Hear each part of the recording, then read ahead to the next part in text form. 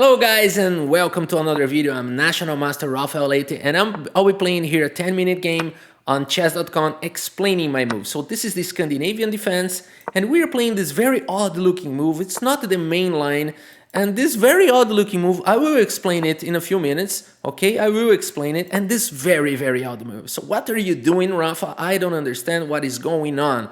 Okay, so I will explain. Just let me just finish the opening moves, and then I will explain what is going on.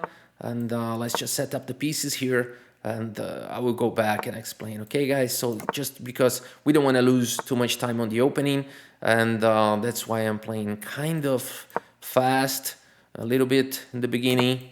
And after it finished the opening, I will explain because I don't want to, lose 2-3 minutes in the opening and then get into trouble. Okay, so I think that I can already explain what is going on here.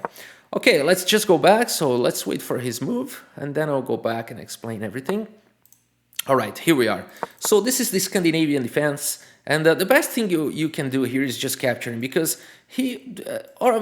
chances are he's going to move the queen right in the beginning of the game. Of course, he can play this, which is considered a very good move because you want to get back the pawn with the knight. So if I develop the knight, then it's not a problem to come with the queen over the board because it cannot be attacked so soon. And if I try to defend my pawn with like c4, then I'm creating too much weaknesses to grab a pawn up, being a pawn up, and this is not going to be good. So I'd rather play this, but okay, it's not a problem to capture with the queen. And the main line, and I suggest that you play knight c3, you are developing a piece. Chances are he's going to play this and lose the queen immediately. But I suppose that if he's playing, it's 1500 player, if he's playing the Scandinavian, he has already fell for that in the past, so he ain't gonna fall for that again. And so this is what he is expecting me to play, and he will play probably this.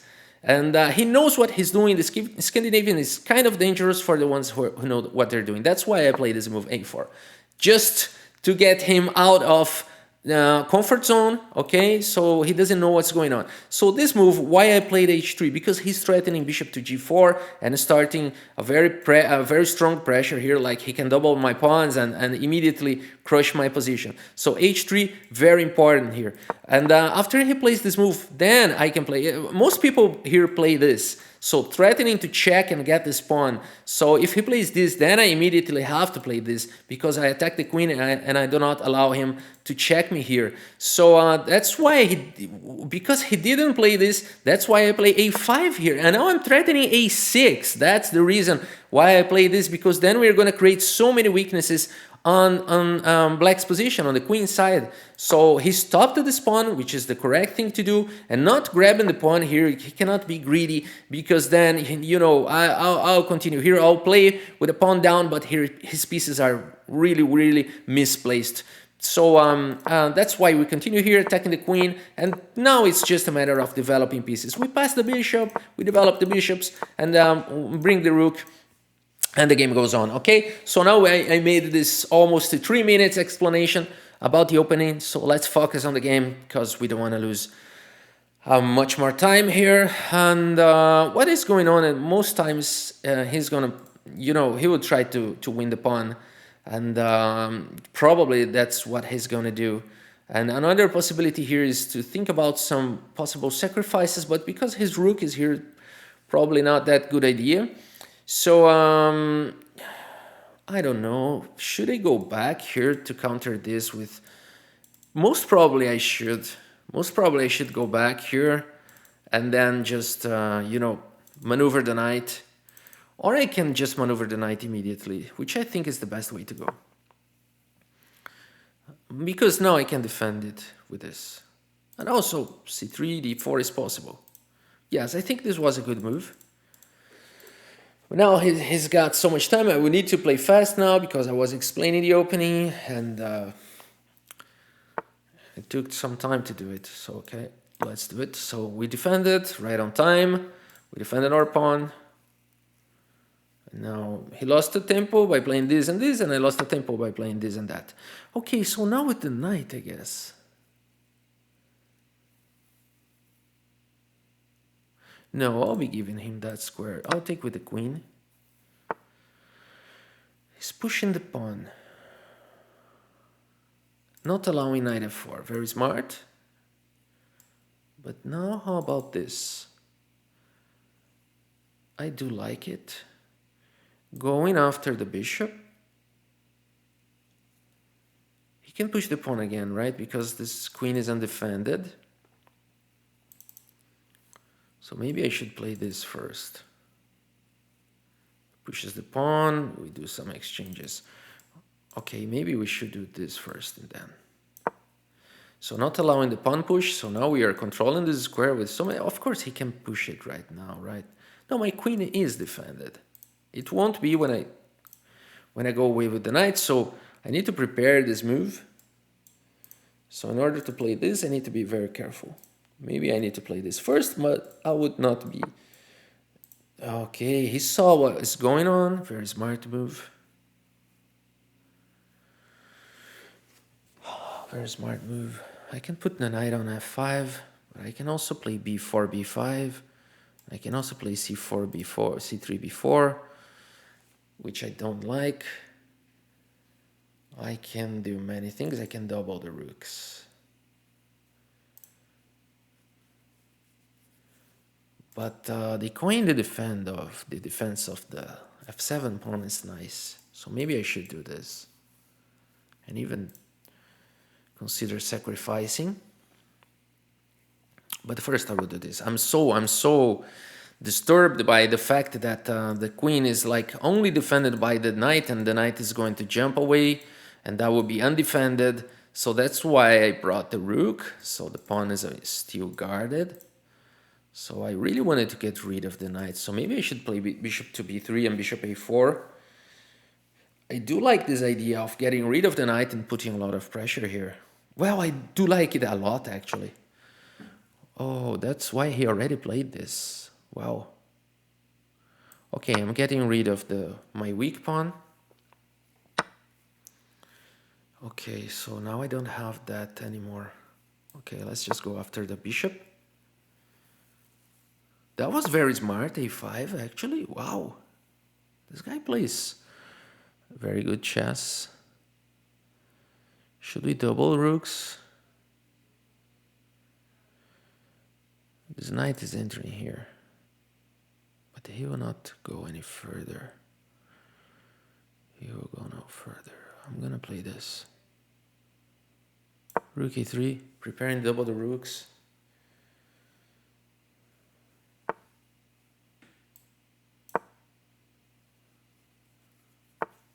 He's playing fast.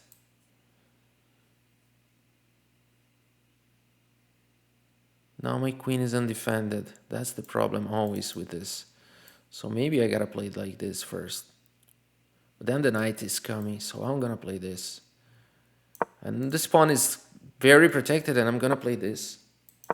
So I feel like I'm doing the right thing, but he's playing so fast and so strong moves that I'm starting to get scared. A little bit. Yes. Starting to get a little bit scared. Let's just go back.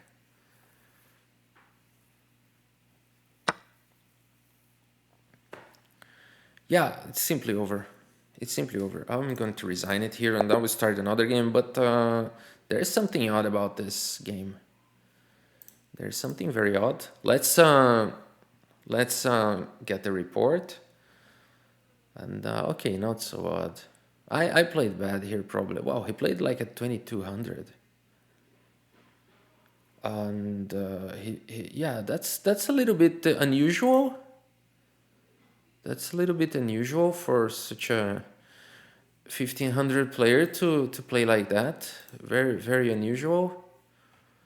But okay, so he probably just made a good game. I will not comment on this one really. I don't feel like there's too much to comment here. I'm kind of bothered a little bit about this game because I've never seen this before. So I will play another game, and if I'm playing bad today, then it's all explained, okay? So maybe I'm just in a bad day. So I'll just play another one, and If that happens again, that's because I'm really in a bad day. Because I should easily beat a 1500 player, like easily. And I don't know why that happened. And main line here is d5 and then bishop d6. But I like this line, castling bishop g4. Or maybe I'm playing very, very bad today, and I don't know. Let's test it against an even stronger player than the previous game.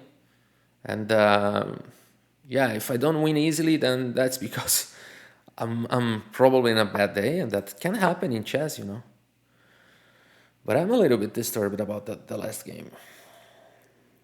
That's really, really odd. Such a perfect play, not perfect play, but such a master play. It's definitely a master play. With a 1500, not usual at all. Okay, so far so good. We're just developing pieces. The rook is gonna come, the queen is gonna develop, and we're fine here. I'm not afraid of those pawn pushes. Should I be? I don't think so. Okay, I'll just defend my knight.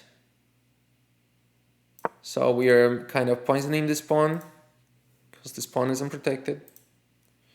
So he can feel free to grab it if he wants. I'll probably play a5 next move and knight b4. I'm not sure about this plan. Not sure about this plan. Actually, I should be routing the knight to... No, it's fine. It's fine.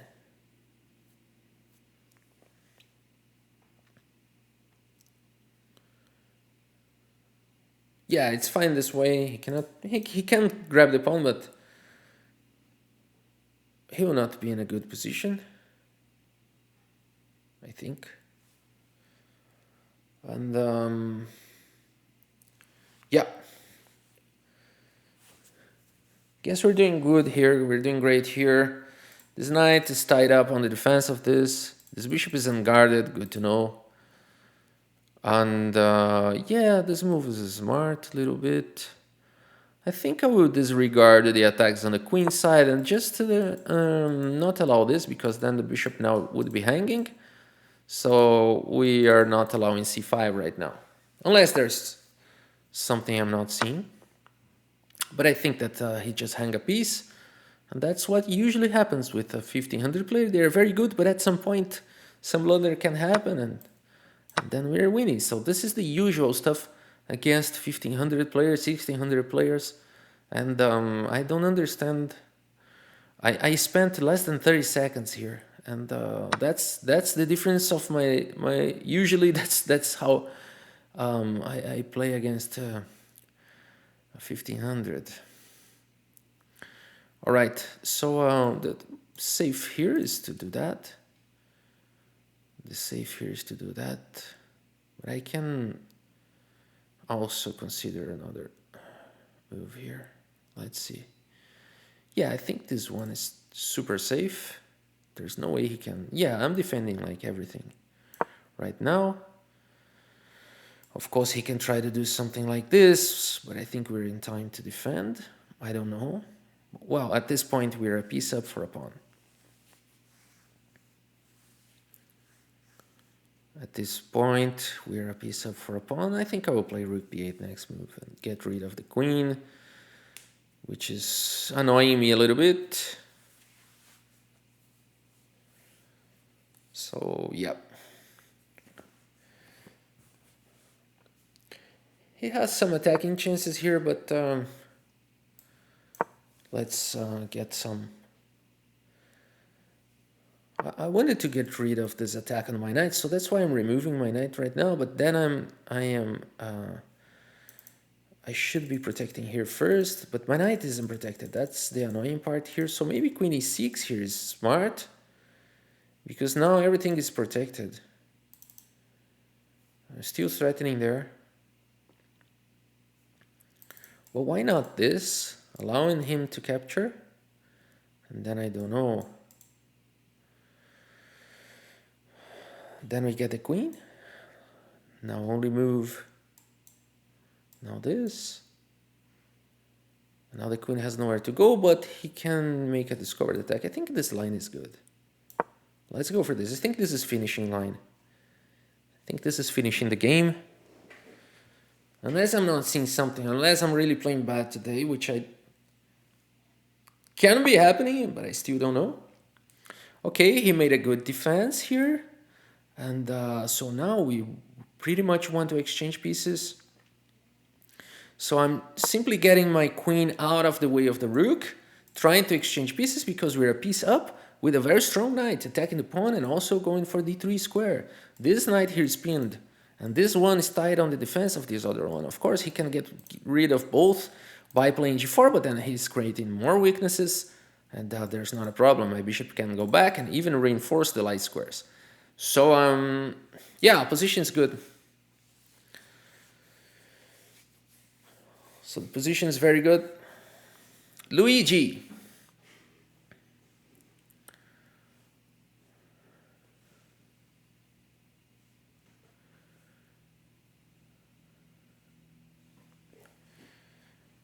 Okay, yeah, he's trying to avoid it all means so he's attacking this pawn. So this knight move makes a lot of sense. Oh, we have an even better one. Even better one. That is a double attack. He will have a dangerous pass pawn. So this is the safe way to go. You know, we're attacking those pieces, but I think this is even stronger. Of course, he can take here. This pawn will be a threat, but that will be like a rook up. Should be enough to this pawn will be hanging. Everything will be hanging. I don't know, because yeah. I have to go. Yeah, you know, maybe I can't. Maybe I can execute it with this first and then that. But let's see. He can. No. Yeah, let's just go for it. There's no reason why not to. There's no reason not to go for this. Okay, this pawn is still a liability, and okay, we're attacking rook now. Can he play rook to b1? Oh, I'll be in trouble. I'll be in trouble. Just be careful. Just be careful. So maybe I gotta play this, and only then play that. But not playing that, it won't be good. So now my bishop is attacked. So I think that I gotta go this way. I lose this pawn, but then I capture here, and then I capture there. Maybe I exchange there first. Yeah. Exchanging pieces makes complete sense here.